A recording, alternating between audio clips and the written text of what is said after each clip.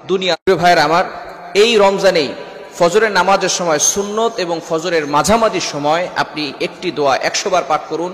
দুনিয়ার সকল নিয়ামত আল্লাহ পাক রব্বুল আলামিন আপনার ঘরের ভিতরে পৌঁছে দিবেন যদি আপনি ফজরের নামাজের সময় এই দোয়াটা 100 বার পড়তে পারেন। একেবারে ছোট ছোট কিছু শব্দ আছে, এগুলো পড়লে আল্লাহ পাক রব্বুল আলামিন দুনিয়ার যত নিয়ামত আছে এই নিয়ামতগুলো আল্লাহ পাক রব্বুল আলামিন আপনার কাছে দুনিয়াটাকে ঝুঁকিয়ে দিবেন যদি আপনি আমলটা করতে পারেন। কখন করবেন? ফজরের নামাজের সময় আজান হয়ে যাওয়ার পরে আপনি 2 রাকাত সুন্নত পড়বেন, এরপর ফরজ নামাজ পড়ার আগেই মধ্যবর্তী সময় আপনি আমলটি করবেন।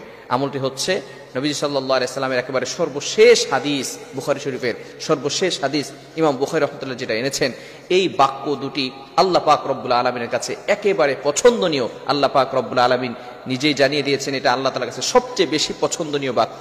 নবীজি সাল্লাল্লাহু আলাইহি সাল্লাম বলে দিয়েছেন, কালিমাতান হাবিবাতান ইলার রহমান, আল্লাহ তাআলার কাছে সবচেয়ে বেশি পছন্দনীয় সেই বাক্য দুটি হচ্ছে সুবহানাল্লাহি ওয়া বিহামদিহি সুবহানাল্লাহিল আযীম আস্তাগফিরুল্লাহ। এই তিনটা বাক্যের সমন্বয়ে একটি দোয়া, সুবহানাল্লাহি ওয়া বিহামদিহি সুবহানাল্লাহিল আযীম আস্তাগফিরুল্লাহ।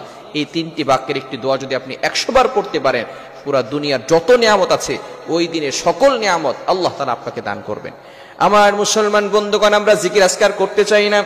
রমজান মাসে আল্লাহ পাক রব্বুল আলামিন নবীজি সাল্লাল্লাহু আলাইহি ওয়াসাল্লামের মাধ্যমে আমাদেরকে জানিয়ে দিয়েছেন, নবীজি সাল্লাল্লাহু আলাইহি সাল্লাম রমজানে বেশি বেশি ইবাদত করতেন, মাসনুন দোয়াগুলো বেশি বেশি পড়তেন।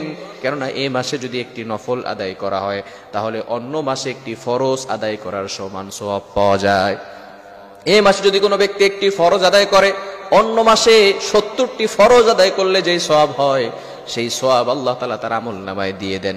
এজন্য ছোট ছোট যে দোয়াগুলো আছে, সুবহানাল্লাহ, আলহামদুলিল্লাহ, ওয়া লা ইলাহা ইল্লাল্লাহ, আল্লাহু আকবার, এটাও আল্লাহ তাআলার কাছে খুব বেশি প্রিয়। কিন্তু আমরা ফজরের নামাজের সময় সুন্নতের পরে আর ফরজের আগে যেই দোয়াটা পড়ব, সুবহানাল্লাহি ওয়া বিহামদিহি সুবহানাল্লাহিল আযীম আস্তাগফিরুল্লাহ, এই দোয়াটা 100 বার করে পড়লে আল্লাহ পাক রব্বুল আলামিন সকল নিয়ামতের ব্যবস্থা করে দিবেন। এজন্য এটা পড়া যাবে তো ইনশাআল্লাহ।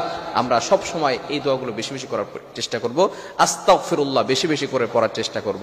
অনেক সময় আমরা রোজা রেখে মনে করি আমার তো কোনো গুনাহই নাই, তারপরও রোজা রাখার পরেও আপনাকে ইফতারের পূর্বে আল্লাহ তাআলার কাছে দোয়া করতে হবে এবং ইস্তেগফার করতে হবে। না জানি আমার রোজায় কতগুলো ত্রুটি হয়ে গেছে, আমার রোজায় কিছু ভুল ত্রুটি হয়ে যেতে পারে, এজন্য আল্লাহ তুমি আমাকে ক্ষমা করে দাও, আস্তাগফিরুল্লাহ আস্তাগফিরুল্লাহ।